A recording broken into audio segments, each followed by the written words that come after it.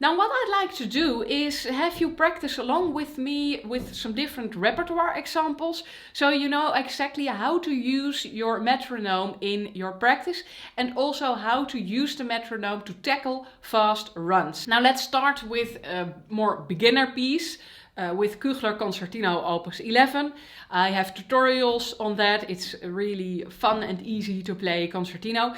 And in the rondo, so the third movement, it has dotted rhythms. So we're going to practice those. Now the movement is allegro, but of course when we are just practicing this, we should go to a lower tempo. Now first I would suggest to put a metronome to eighth notes. So we have here 3 beats for the dotted quarter note, 1 beat for the eighth notes, and it's a 2/4 measure. So let's set the beats to 2 and then we have eighth notes. So we're going to practice this. 1, 2, 3, 1, 2, 3, 4, 1, 2, 3, 4, 1, 2, 3, 4, 2, 3, 4. And then I'm counting in eighth notes. Now what I could also do is to go to the dotted rhythm, but that's a dotted 8th and 16th note. That doesn't matter because you can correct it with the beats per minute.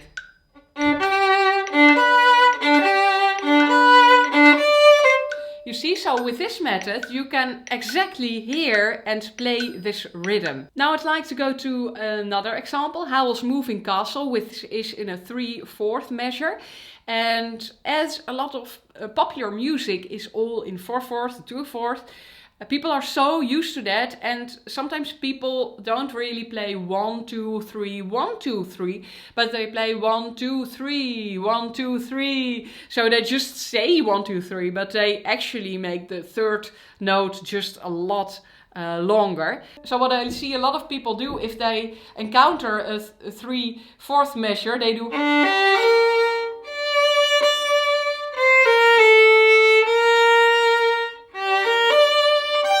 So they make it into a 4/4 measure. Now, the tempo of this piece is around 136, but let's practice slowly first.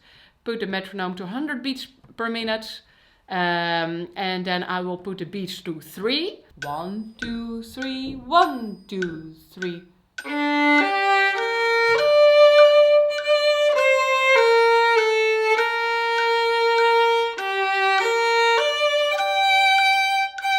Now let's tackle a fast run in the third movement of Vivaldi's Autumn Concerto. Now first I need to get this run rhythmically. And these are 30-second notes, and putting the metronome on eighth notes might make them sloppy. So I really want to practice them in 16th notes. Now let's find a comfortable tempo. So we put a metronome in 16th notes, and it's a 3/8 measure. So I put the beats in 3. Now let's see what happens.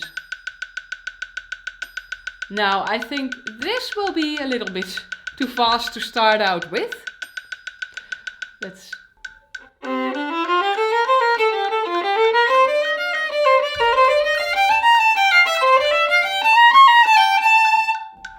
Now in this way I can train myself to make it a little bit less sloppy, but what I can also do is to just pick out a different rhythm to practice this. Rhythmical variations are great for fast runs. Now I have this, I can increase the tempo a bit.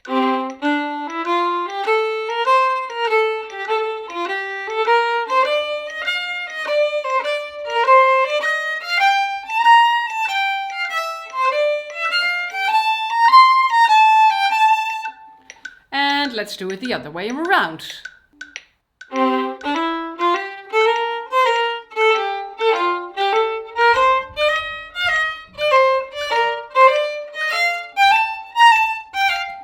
I can do that for a while, and then let's go back to the 16th notes again.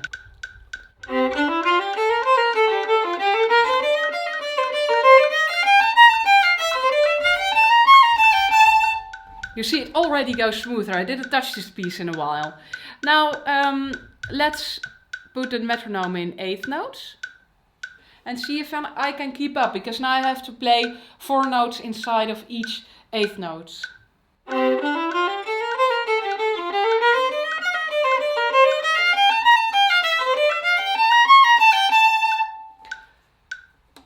And then let's increase the tempo. So if you're practicing a fast run, increase slowly, about 5 to 15 beats per minute per day. Until you're on the right tempo, and also around 5 beats per minute at a time. So now let's go to 55, for example.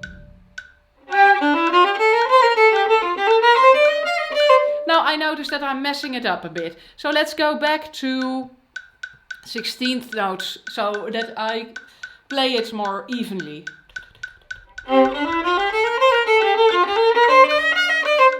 And you can do this back and forth all the time. Now what's also great to do is to push for speed. So to suddenly go 20 beats per minute higher. Let's see how much of a mess I make of that.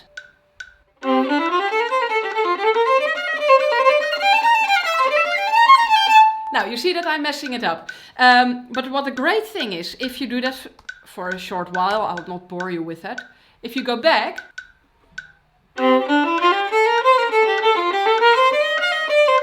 this suddenly seems much slower, so to say.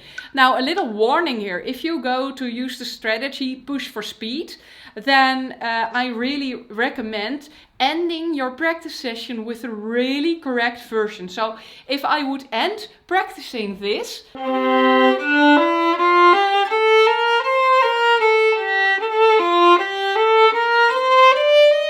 because your mind and your ear and your hands will remember the last version you played. If that's the pushed version where it got sloppy, then that's not good. Now, what if you can't keep up with the metronome? Then you're probably playing it too fast, so use the tips that I gave you to speed up the tempo gradually. And yes, that can take some time, but again, that's life. And if you notice that you're practicing fast runs, very long, but for example in a Bach chic or something, then you have a lot of the same value notes.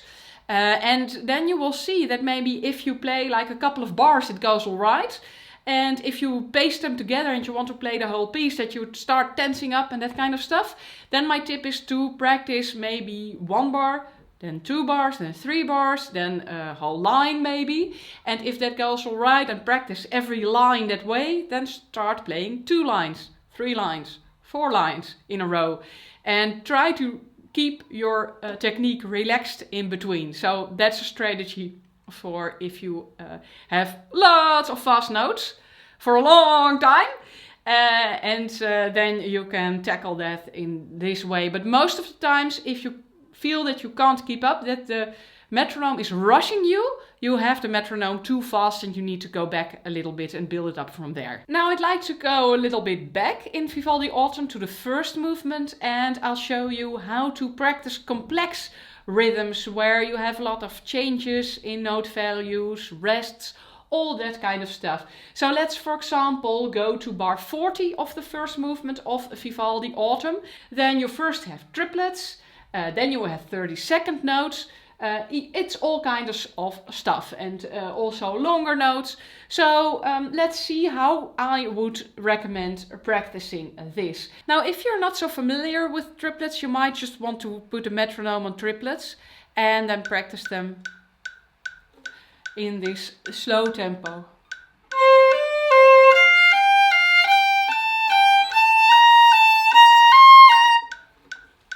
And do it in that way. Then you can move on to 8th notes, because each triplet is here on 8th note, and you can do 1 beat per triplet.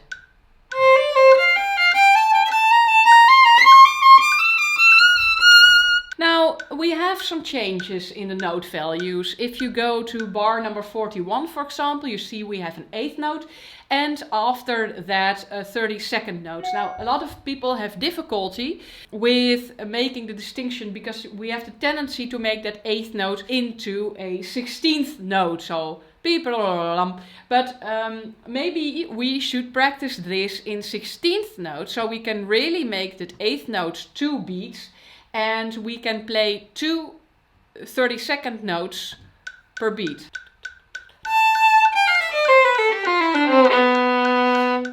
So make the distinction: 30-second notes, 8th notes, and a quarter note and quarter note rest. So the 8th note is now 2 beats, the quarter note is now 4 beats, and we put 2 of the 32nd notes into one beat.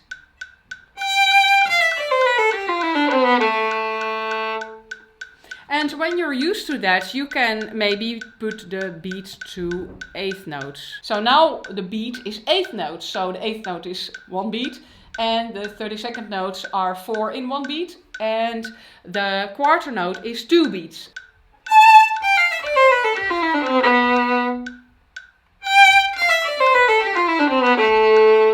So the methodology in practicing difficult rhythms is to put the beat of the metronome on a very small note value. Maybe the smallest note value, but I don't recommend really putting beats on all the 32nd notes, because yeah, that really gets the flow out of the music. But by all means do it. If you want to do it with my metronome, it goes up until 16th note beats. But if you want to really have 32nd note beats, then you can of course just double the beats per minute. That's how to do that. Now let's go into another difficult rhythm where we have some syncopation. One of the rhythms inside my metronome is syncopation. That's all the 2 half notes that you see. What the metronome does then is that it lets you hear syncopated half notes.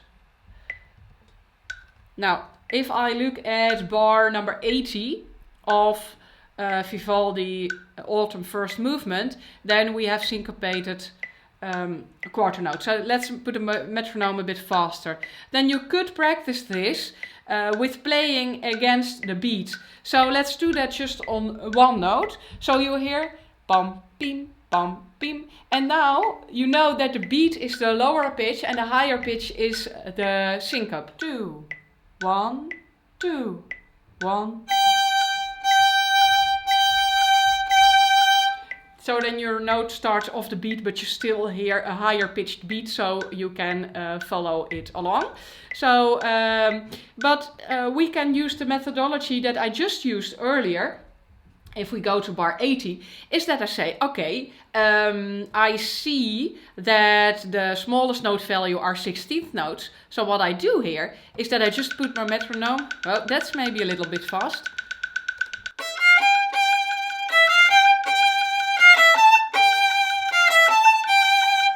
And then I can put it to 8th notes. I find it's only confusing to use 16th notes here, but maybe it's useful for you.